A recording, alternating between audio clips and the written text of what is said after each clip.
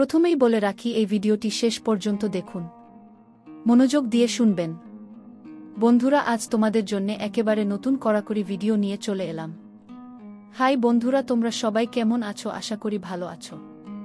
বন্ধুরা, এই গল্পে ডুব দেওয়ার আগেই বলে রাখি, লাইক শেয়ার করতে ভুলবেন না এবং আমাদের ইউটিউব চ্যানেলে প্রতিদিন দুপুর 2টায় ও সন্ধে 7টায় ভিডিও দেখতে হলে চ্যানেলটি এখনই সাবস্ক্রাইব করে বন্ধু হয়ে পাশে থেকো। আশা করি শেষ অবধি শুনলে তোমাদের ভালো লাগবে। তাহলে চলো বন্ধুরা। একটি গ্রামীণ পরিবেশ। সুর হরিধনের বয়স প্রায় 50। স্ত্রী মারা গেছেন বহু বছর আগে। একমাত্র ছেলে শহরে কাজের সুবাদে পরিবার ছেড়ে থাকেন। বৌমা মেঘলা বছর 23-এর, শান্ত ও সংযত, কিন্তু ভিতরে অজানা আগুনের বিষণ্ণতা। মেঘলা এই বাড়িতে এসেছে বছর 2 আগে। বিয়ের পরপরই স্বামী বিদেশে চলে যায় চাকরির জন্য। শুরুতে শ্বশুরবাড়িতে নিজেকে মানিয়ে নিতে কষ্ট হলেও হরিধন খুবই সহানুভূতিশীল ছিলেন। ধীরে ধীরে মেঘলা তার সঙ্গে খোলামেলা কথা বলতে শুরু করে। একটা সময় পর হরিধন বুঝতে পারেন তিনি মেঘলার জন্য এক ধরনের আকর্ষণ অনুভব করছেন। শুরুতে নিজেকে দমন করেন, কিন্তু মেঘলার নিঃসঙ্গতা আর চোখে চোখে যে বেদনার ছায়া, সেটা তাকে টানে। একদিন মেঘলার গোপনে কান্না দেখে হরিধন তাকে সান্ত্বনা দিতে গিয়ে বুঝে ফেলেন এই সম্পর্কের সীমারেখা কোথায় যেন মুছে গেছে। মেঘলাও একাকিত্বে হরিধনের কোমল ব্যবহারে এক অন্যরকম প্রশ্রয় খুঁজে পায়। একটা রাত, ঝড়ের রাতে হরিধনের কাঁধে মাথা রাখে মেঘলা। হরিধন তার চুলে হাত বুলাতে বুলাতে নিজেও আবেগে ভেসে যান। তাদের সম্পর্ক কখন যে শ্বশুর বৌমার গণ্ডি ছাড়িয়ে অন্য কোথাও চলে গেছে তা তারা কেউ বুঝতে পারেনি। ঝড়ের সেই রাতে বাইরে বজ্রের আলো, মাঝে মাঝে ঘরটা আলোকিত হচ্ছিল। মেঘলার কাঁধটা তখন হরিধনের বুকে হেলে পড়েছে। চুপচাপ ধীর নিঃশ্বাসে যেন কিছু একটা ভেঙে পড়ছিল দুজনের ভেতরেই। হরিধনের হাতটা মেঘলার চুল থেকে ঘাড়ে এসে থেমে যায়। তিনি নিজেকে বারবার থামাতে চাইছিলেন, কিন্তু ওই নরম স্পর্শ, সেই নির্ভরতার ওজন আর মেঘলার গায়ে ভেসে থাকা কাশর সুগন্ধ, সবকিছু মিলিয়ে তিনি যেন এক চুম্বকে আটকে গেলেন। তুমি কাঁদছিলে কেন? হরিধন ফিসফিসিয়ে জিজ্ঞেস করেন। মেঘলা কিছু বলেনি, শুধু একবার মুখ তুলে তার চোখে তাকায়। সেই চোখে ছিল অমাবস্যার গভীরতা। সেই চোখ বলে দিল, আমি ক্লান্ত, আমি ভেতর থেকে ভাঙা, আর আমি কিছু একটা চাই। এক মুহূর্ত, মাত্র একটুখানি। হরিধনের ঠোঁট ছুঁয়ে যায় মেঘলার কপালে। মেঘলা চোখ বন্ধ করে ফেলে। তারপর আর কোনো শব্দ হয় না, শুধু নিঃশব্দে আগুন জ্বলে ওঠে দুজনের মাঝখানে। হরিধন যেন নিজেকে হারিয়ে ফেলেন সেই অতল শান্ত ঘূর্ণিতে। মেঘলার হাতের আঙুল তার হাত চেপে ধরে জোরে, যেন আর কিছু না বলেও অনেক কিছু বলে দেয়া। বাইরে ঝড় বাড়ছে আর ভিতরে একটা সম্পর্ক সমস্ত সীমানা পেরিয়ে নিষিদ্ধ এক দ্বীপে নেমে পড়ছে। রাতে মেঘলা নিঃশব্দে উঠে দাঁড়িয়ে জানালার পর্দা বন্ধ করে, পিছনে হরিধন থাকায় চোখের কোণে এক ফোঁটা জল ছাড়ল মেঘলা। বাইরে ঝড় বাড়ছে। বাতাসের চিৎকার ঘরের জানালার কাছে থাবা মারছে বারবার। বিদ্যুতের আলো, দুজনের মুখ কখনো ঝলসে উঠছে, কখনো অন্ধকারে হারিয়ে যাচ্ছে। মেঘলা তখন হরিধনের ঠিক পাশে। একটা নিঃশব্দ টান যেন হাওয়ার মতো চারপাশে ঘুরপাক খাচ্ছে। শাড়ির আঁচল খুলে গিয়ে কাঁধ থেকে পিছলে পড়ে, আর হরিধনের চোখে সেই মুহূর্তে সময় যেন থমকে যায়। হরিধন বলেন, মেঘলা, এটা কি দেখলাম আমি? ভুল কিছু না তো গু? মেঘলা তার ঠোঁটে আঙুল রেখে বলে, ভুল? আর ঠিক ওসব শহরের মানুষদের ভাষা। এখানে তো শুধু তুমি আর আমি। একটা ঝড়ো হাওয়া দরজাটা ধাক্কা দিয়ে খুলে দেয়। পর্দা উড়ে উঠছে। হরিধন ধীরে ধীরে তার মুখের কাছে এগিয়ে যান। তাদের নিঃশ্বাস গরম হয়ে ওঠে, একে অপরের গায়ে লেগে থাকে। চোখের সামনে কিছু নেই, না সমাজ, না সম্পর্ক, শুধু এক অন্ধ আবেগ। চোখ বন্ধ করে দুজনের ঠোঁট একে অপরের মুখ খুঁজে দেয়া। চুমুটা নরম ধীরগতির, কিন্তু তাতে লুকানো এক দহন যা বহুদিন ধরে জমেছিল, এবার বেরিয়ে পড়ছে আগুনের মতো। হরিধনের কণ্ঠে একবার কাঁপুনি দিয়ে বলে ওঠে, আমি তোমার সুর গো। মেঘলা চুপচাপ তার গলার কাছে মুখ রেখে বলে, আজ শুধু আমার পুরুষ হও, সুর নয়, শুধু তুমি আর আমি। জানালার বাইরে বজ্রপাত হয়, 1 সেকেন্ডের জন্য ঘরটা আলো ভরে যায়।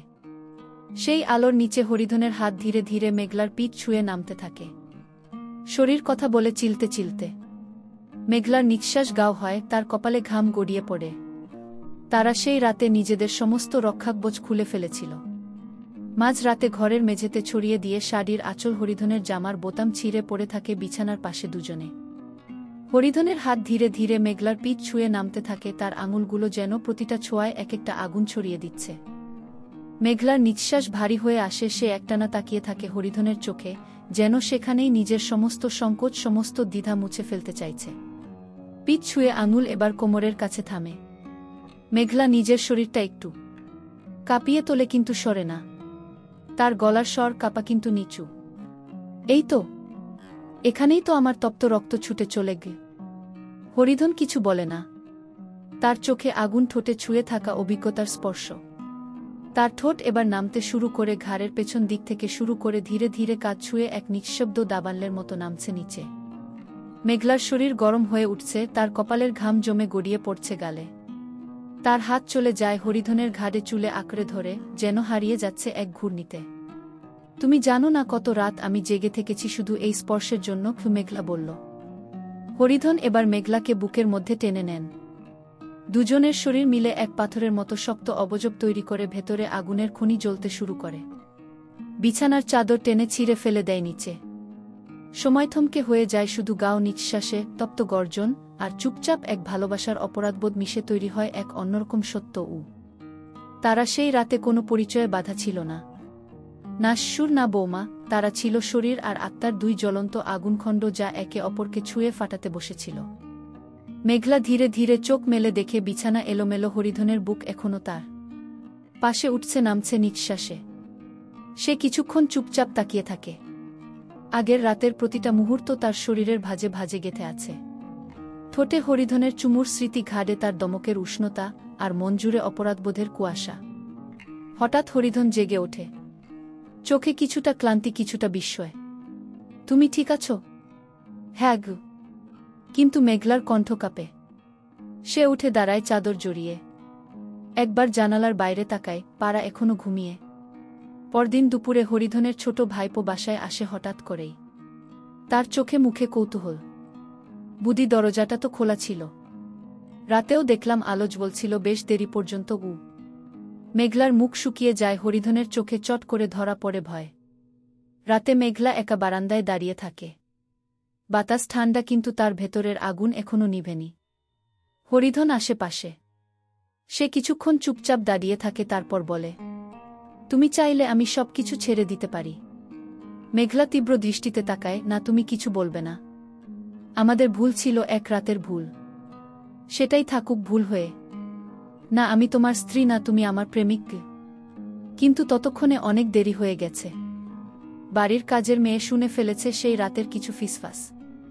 একদিন রান্নাঘরে দাঁড়িয়ে সে মুচকি হাসি দিয়ে বলে, বৌদি, হরিধন বাবুর ঘর থেকে সকালে তোমার কাঁসার বালা পরে থাকতে দেখলাম গো। মেঘলার মুখ পাথরের মতো শক্ত হয়ে যায়। এখন সে জানে শুধু শরীর নয়, সম্পর্কের চোরাস্রোতেও কেউ না কেউ ডুবে যাবে।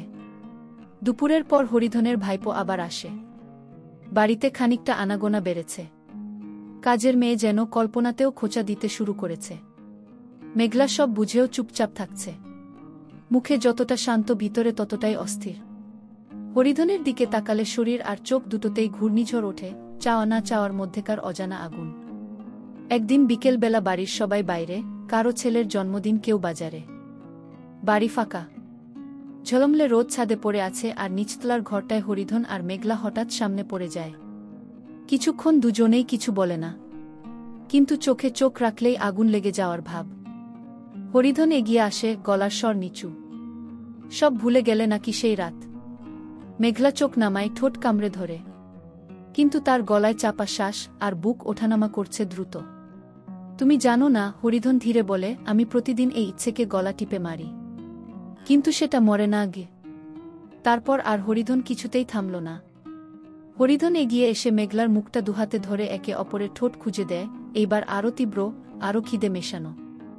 মেঘলা হাত দিয়ে হরিধনের বুকের বোতাম ছিঁড়ে ফেলে। হরিধনের হাত শাড়ির পেছনে চুপি চুপি সরতে লাগল, যেন আগের ভুলের রাস্তায় আবার খুঁজে বেরোচ্ছে। ঘরটা গরম হয়ে ওঠে। ছায়ার ভিতর খাটের চাদরে মিশে যায় তপ্ত নিঃশ্বাস। ফিসফিস করে মেঘলা বলল, আমার সব লজ্জা আজ তোর কাছে হার মেনেছে গি।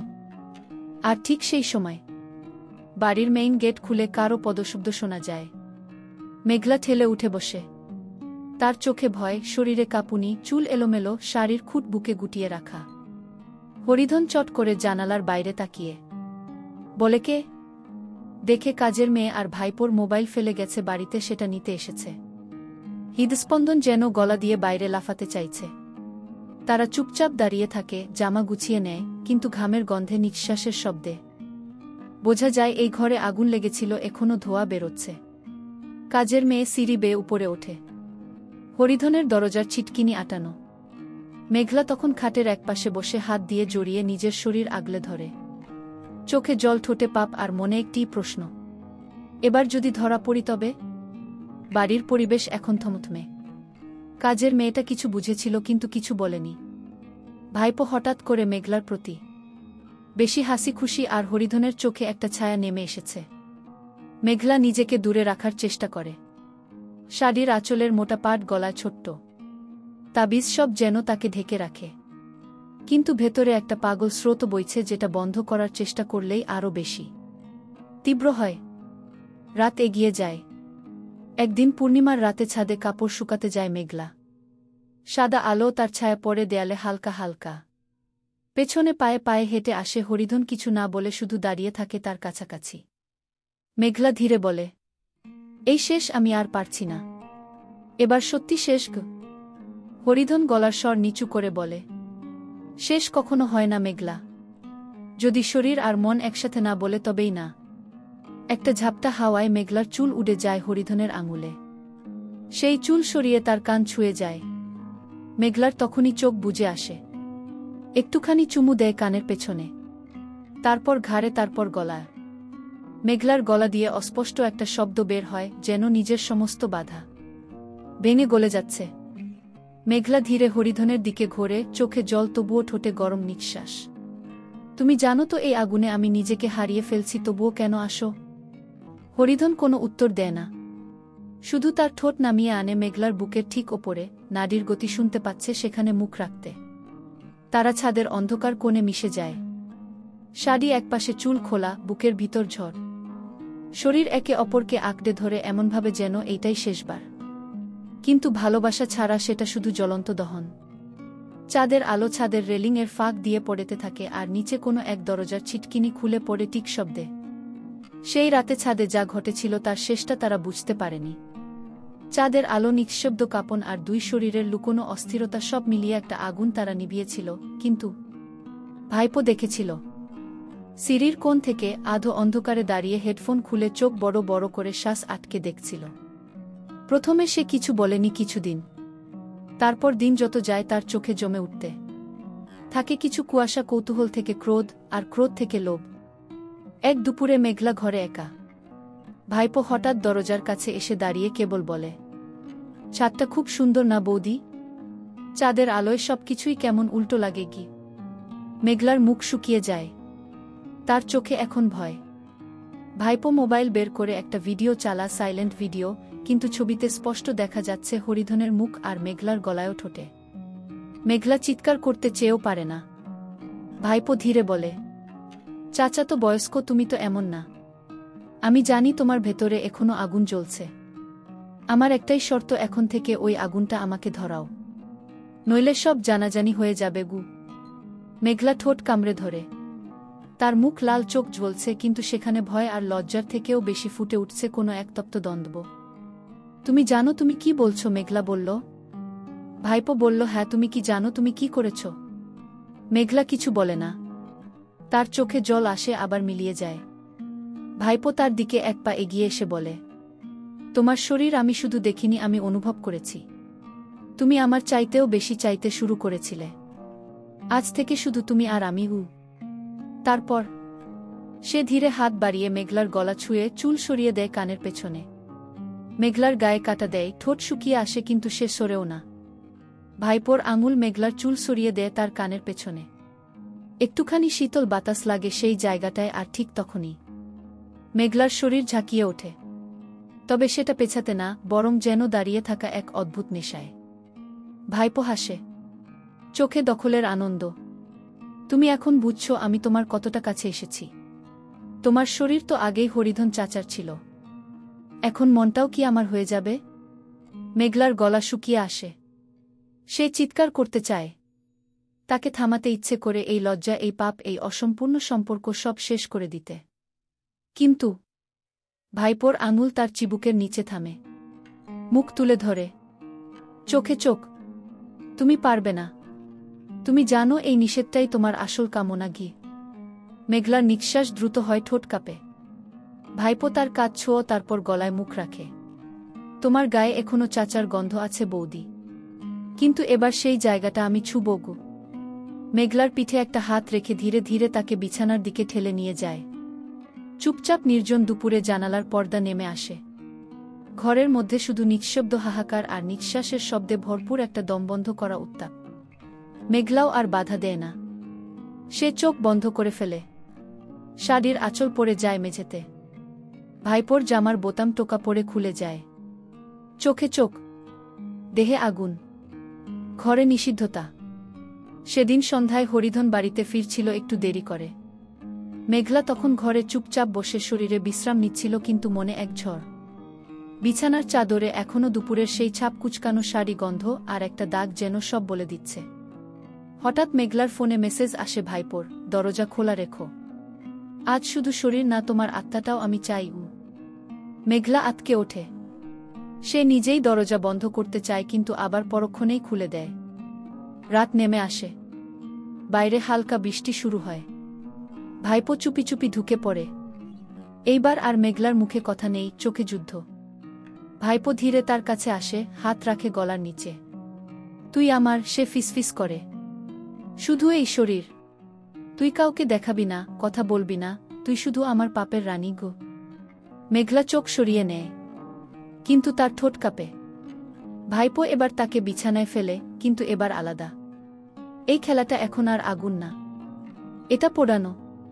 মেঘলার কণ্ঠে কোনো শব্দ নেই, কিন্তু তার চোখ দিয়ে ঝরে পড়ে অশ্রু।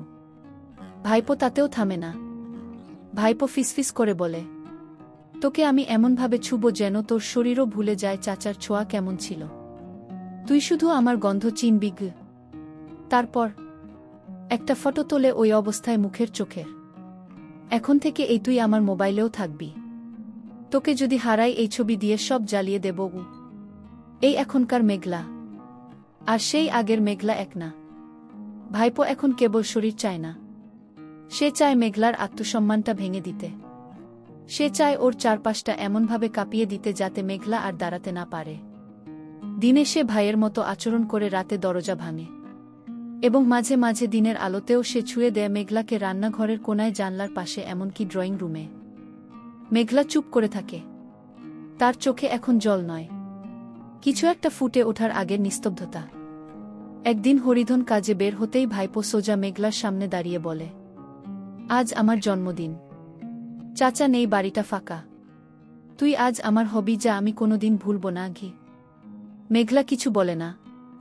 ভাইপো ব্যাগ থেকে বের করে একটা ছোট ড্রেস, রংটা লাল, কাপড়টা স্বচ্ছ।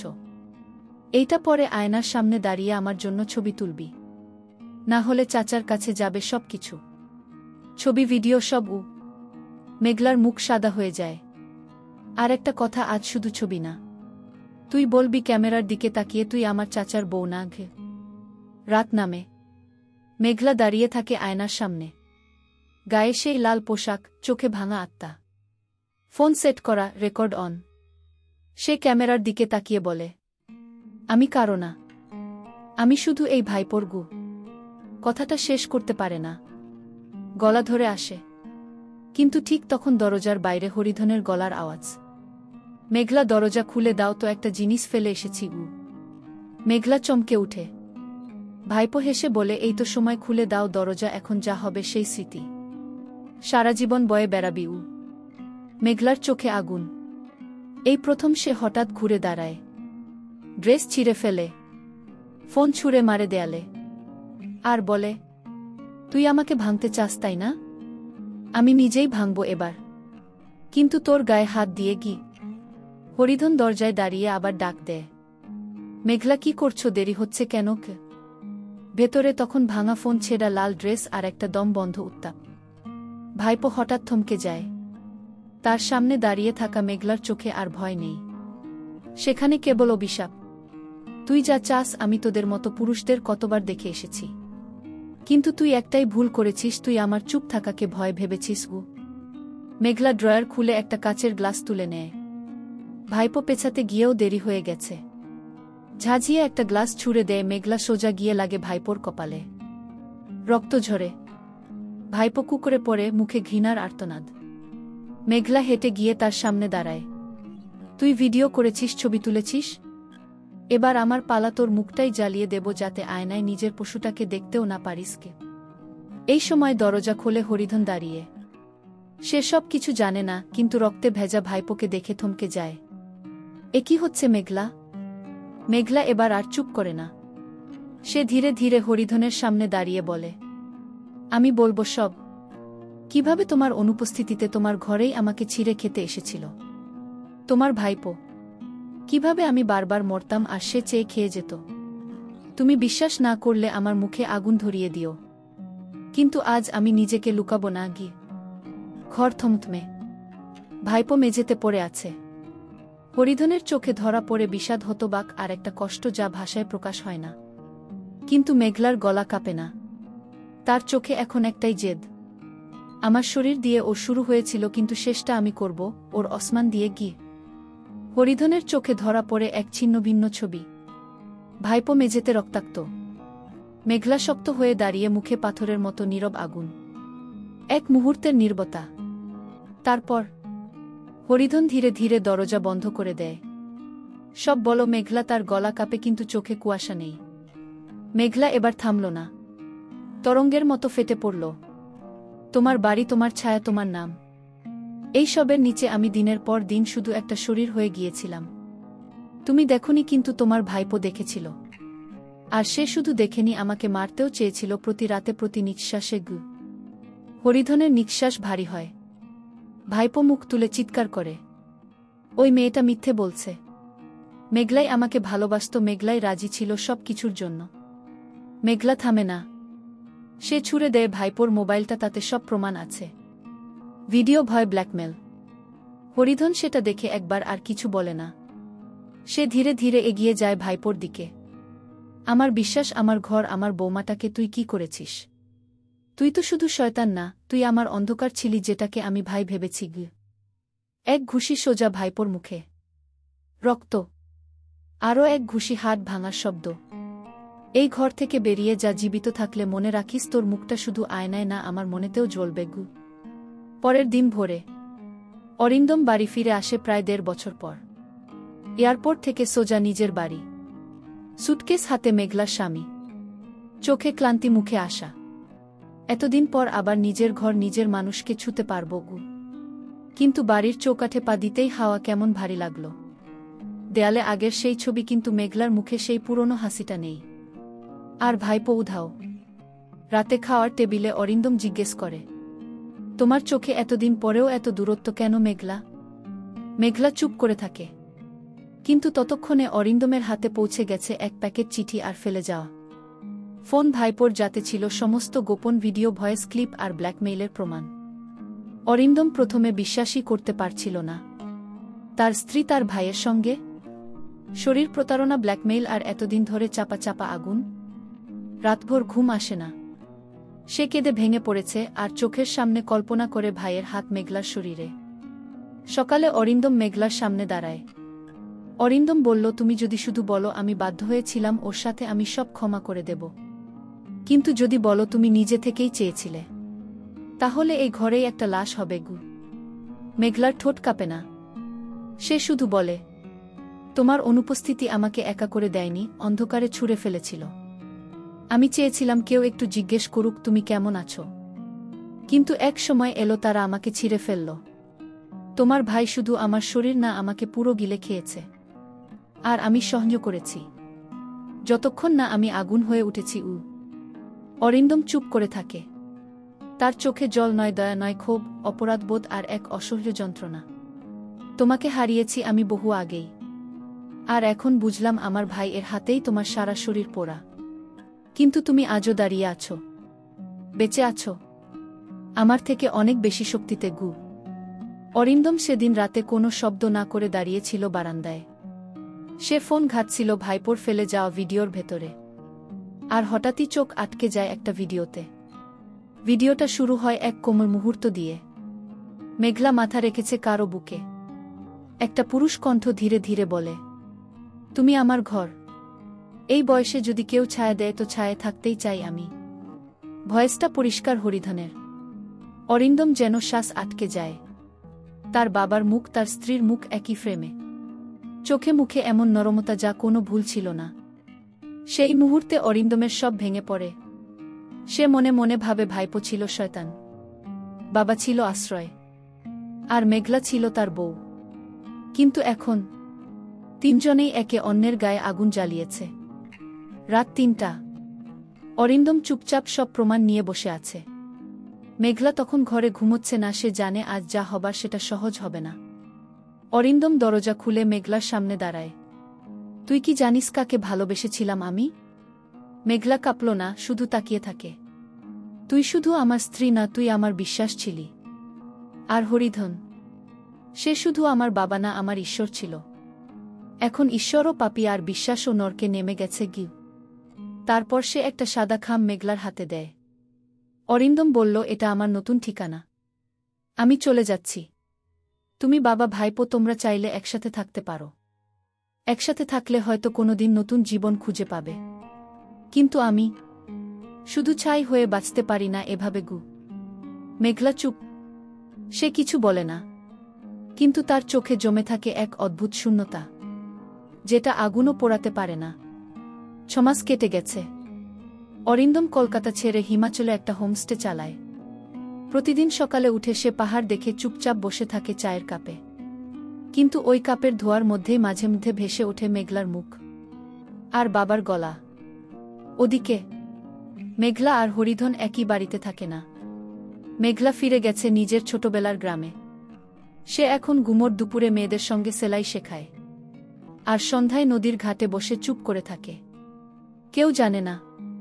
কখনো সে চিঠি লেখে অরিন্দমকে, প্রতি সপ্তাহে একবার, কিন্তু কখনো পাঠায় না। একদিন হঠাৎ হরিধন হাজির হয় গ্রামে। সে অনেকটা রোগা চোখে, ভাঙা চশমা, মুখে অনুশোচনার ছায়া। তুই কি আমাকে ঘৃণা করিস? হরিধন জিজ্ঞেস করে। মেঘলা উত্তর দেয় না। সে শুধু বলে, তুমি যা করেছ সেটা শুধু শরীর না, আমার ভিতরটাকে নষ্ট করে দিয়েছ। তুমি বাবার ছায়া হতে পারতে, কিন্তু তুমি ছায়া না, আগুন ছিলে গু। হরিধন মাথা নিচু করে বলে, আমি চাই একবার ক্ষমা করে দে। না হয় অন্তত আমায় তোর স্মৃতি থেকে মুছে দে গি। মেঘলা ধীরে পা বাড়ায়। সে একটা ছোট্ট মাটির প্রদীপ জ্বালায় ঘরের কোণায়, আর বলে, যদি তোমাকে ক্ষমা করি নিজেকেও করতে হবে। আর আমি জানি আমি নিজেকে এখন ক্ষমা করতে পারব না গিয়ে। হিমাচলে অরিন্দম একদিন ডাকঘর থেকে একটা চিঠি পায়। এটাই শেষ চিঠি। আমি আজ নিজের জন্য বাঁচছি।